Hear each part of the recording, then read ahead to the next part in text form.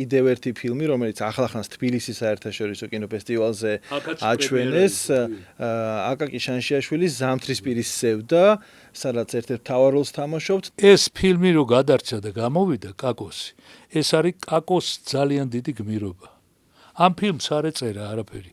აი გაწირა თავი კაკო, მე მგონი, აი თავის თავსაც გაყიდი და ოღონდ ეს ფილმი გადარჩენილი იყო. ფილმი რეჟისორისთვის არის როგორც შვილი რო გაზარდა და ისე, როგორც მსახიობისთვის როლია. კინო ძალიან ისერთული, კაკომ ძალიან ბევრი სირთულეები გადაიტანა. ერთ რაღაცას აღნიშნავდი ამ ფილმთან დაკავშირებით, რომ არ ეტყობა, რომ დროში გაწელილი იყო გადაღება, ხარისხს არ ეტყობა რა.